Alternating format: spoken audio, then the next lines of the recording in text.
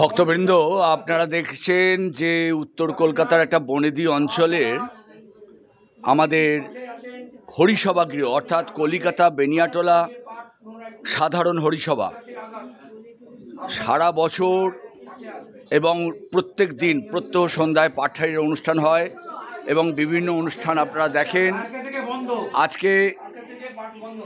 আজকে আপনাদেরকে জানিয়ে দিলাম যে দেখতেই পেলেন আপনারা যে জন্মাষ্টমীর পুজো এই মুহূর্তে সমাপন হলো। ভক্তবৃন্দরা রয়েছেন, প্রত্যেককেই হাতে প্রসাদ দেওয়া হবে এবং এই সঙ্গে জানিয়ে রাখি যে আমাদের এই মাঠেতেই অর্থাৎ এই হরিসভা গৃহের সামনে যে মাঠ, সেই মাঠেতে আপনারা জানেন একটা ঐতিহাসিক বনেদি কালী পুজো হয়, যাকে আমরা বলি দুর্গা পুজোর আগেই কালী পুজো। সেই কালী পুজো হচ্ছে নৃত্যকালী মায়ের পুজো, নৃত্যকালী। তাই আমরা প্রত্যেকে আপনাদের জানিয়ে রাখি যে ইতিমধ্যে বাঁশ মাঠে পড়ে গেছে, প্যান্ডেলের মণ্ডপ সজ্জার জন্য বাঁশ পড়েছে, মাঠে বাঁশ এসে গেছে এবং আগামী বৃহস্পতিবার সপ্তমী মনে করে আপনারা পুজো দেখতে আসবেন। চারটে দিন আমাদের এই বিকে পাল পার্কে নৃত্যকালী মায়ের পুজো এবং নৃত্যকালী মায়ের যাবতীয় অনুষ্ঠানের জন্য এই হরিসভা গৃহে আমাদের সবাইকে সবসময় পাবেন। এই হচ্ছেন বর্তমান সম্পাদক মশাই, তিনি হরিসভার সম্পাদক মশাই সাগরনাথ দা রয়েছেন। এই হরিসভার যিনি প্রতিষ্ঠাতা তারই পপৌত্র, এছাড়াও রয়েছেন বহু বিশিষ্ট মানুষজন রয়েছেন, পল্লীর মানুষজনেরা রয়েছেন। প্রত্যেকে আপনি দেখুন, প্রত্যেকেই আপনারা জানেন যে হরিসভা প্রতিদিন সপ্তাহের প্রতিটা দিন তারা এখানে ভক্তবৃন্দ আসেন।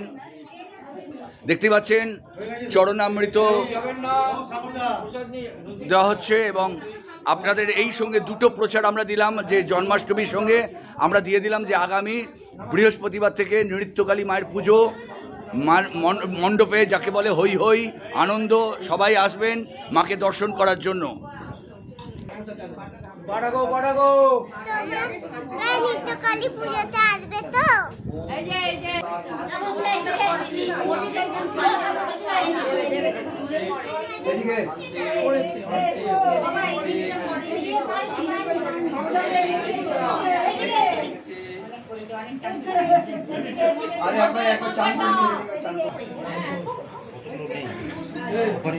সব রকম দিতে পারবি না।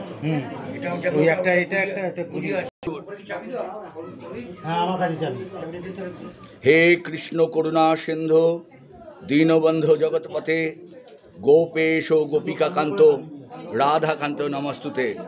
ভক্তবৃন্দ, জন্মাষ্টমী পুজোয় যে গোপাল কৃষ্ণ ঠাকুরকে দেখছেন, কলিকাতা বেনিয়াটোলা সাধারণ হরিসভার আমাদের মূর্তি দেখতে পাচ্ছেন, আপনারা সকলেই দর্শন করলেন আমাদের হরিসভা গৃহের এই কৃষ্ণ মূর্তি।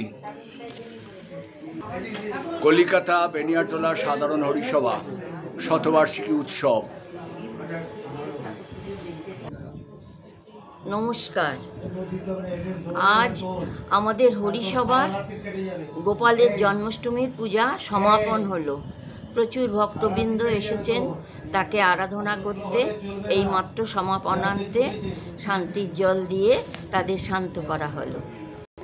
আগামী 21শে আগস্ট থেকে 24শে আগস্ট এই 4 দিন আমাদের এই বিকেপাল পার্কে নৃত্যকালী পূজার আরাধনা হবে, অর্থাৎ বৃহস্পতি, শুক্র, শনি, রবি। হ্যাঁ, এই 4 দিন বহু ভক্ত এখানে পল্লীর বহু ভক্ত এখানে সমাগম হবেন মাকে শ্রদ্ধা জানাতে এবং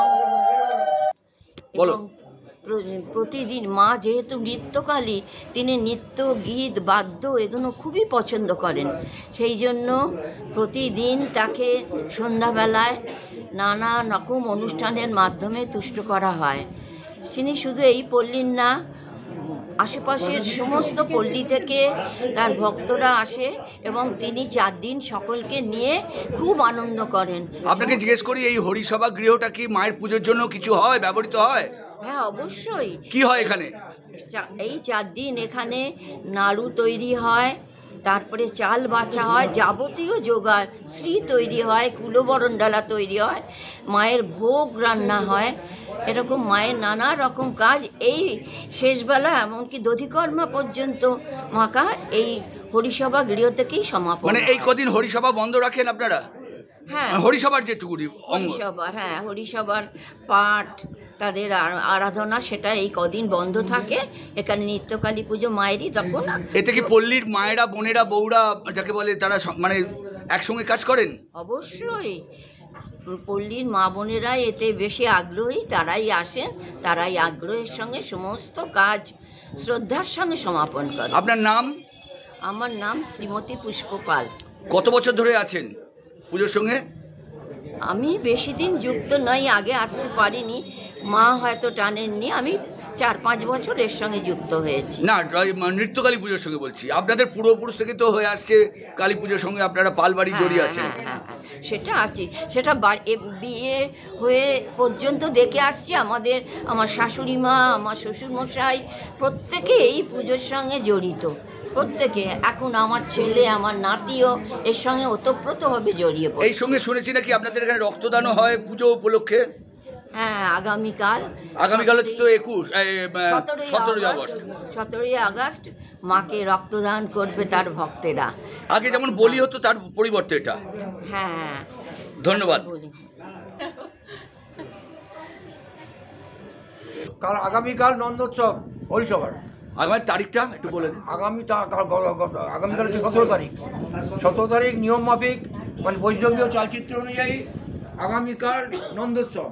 তো আমরা একটু ছোট করে নন্দোৎসব করে আমরা পরিসমাপ্তি করি প্রতি বছরই।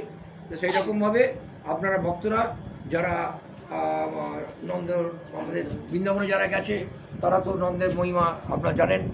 তার আজকালকে একটু এই জন্য কি কাউকে ফিক্সড করা হয়েছে নন্দ সাজাবার জন্য? নন্দ সাজাবার জন্য আমি সাজবো ঠিক করেছি। ভেরি গুড, হাততালি জোরে, হাততালি।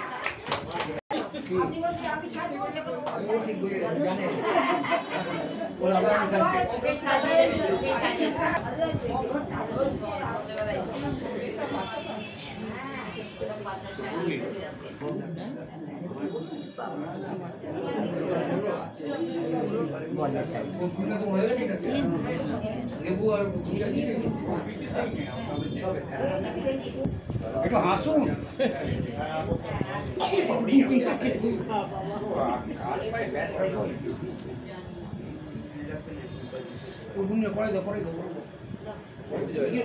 এতক্ষণ আপনাদের সঙ্গে ছিলাম উত্তর কলকাতার প্রচারক প্রদীপ কুমার দাঁ।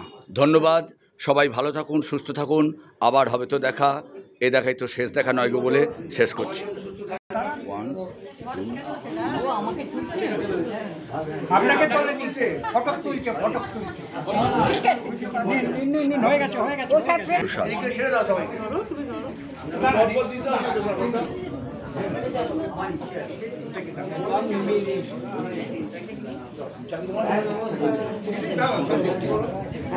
100 মিটার নামিয়ে নাও।